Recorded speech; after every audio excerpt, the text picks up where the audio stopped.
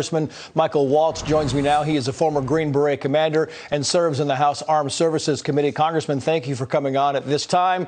I just want to ask you about the troop buildup. We're talking about, as Mark mentioned there, 8,500 troops from Fort Bragg, from Fort Campbell. Are you surprised that they have not been deployed as of this hour?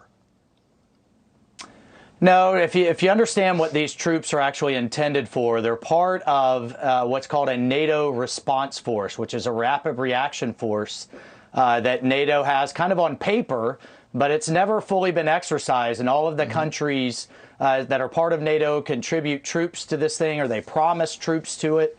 That's what these troops were alerted to do. The problem with it is that the NATO response force has never actually been used, and it takes a unanimous consent from all 30 NATO countries to be able to actually activate and utilize it. And I don't see the Germans getting on board, the Turks, or a number of other countries. So again, I think we need much more of a bilateral support between the United States and Ukraine, rather than whole reliance on NATO, because they're compromised, because they're completely dependent on Russia, particularly Germany, the largest economy, for its energy needs. And that's a fair assessment. On the other side, and then we'll talk about Germany in a minute, but on the other side, Secretary of Defense Lloyd Austin was talking about the troop buildup from Russia. Listen to this, and I'll get your response. As we look at that number of troops and that amount of hardware that's in the border region, it far and away exceeds what we typically see them do for exercises. And so it's very concerning. It is concerning. What do you think?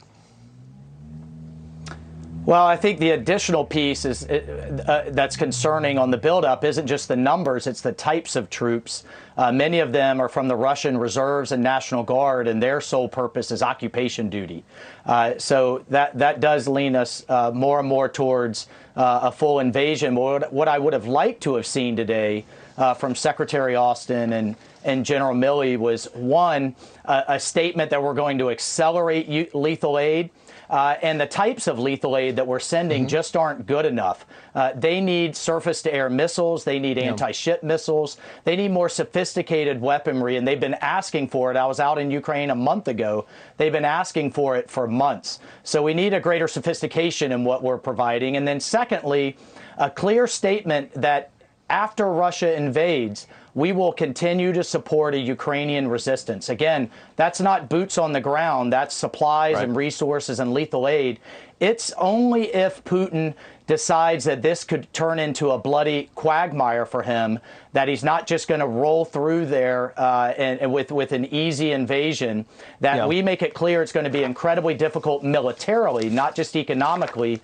Do I think we could alter his calculus and hopefully deter him from invading in the front end, rather than focusing on how we're going to respond on the back end? They're certainly getting more than blankets, but some say clearly not enough. The New York Post writes the following here. It looks like Moscow simply wanted a pretext to invade, not real negotiations. The ball's in Putin's court. Maybe he'll figure out something the West is willing to grant and call it a win. He may go ahead guessing that the alliance will fracture if it has to fight. And there is a real chance the alliance, especially Germany, may very well fracture. Your final thoughts?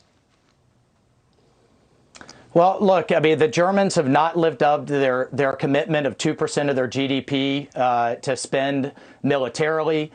We saw, thankfully, President Trump step in and say enough is enough with the Nord Stream 2. Ironically, the Biden administration, on the one hand, lifted sanctions, lobbied against sanctions in Congress just 2 weeks ago, but now is saying the Nord Stream 2 pipeline will never come online. That makes no sense, and is even going further to start to talk to the Qataris about supplying their gas. Meanwhile, they've shut down energy independence here. I just can't overstate how bad energy policy is really what's driving the train here. And every time we fill up our cars, every time oil goes up, Putin gets richer.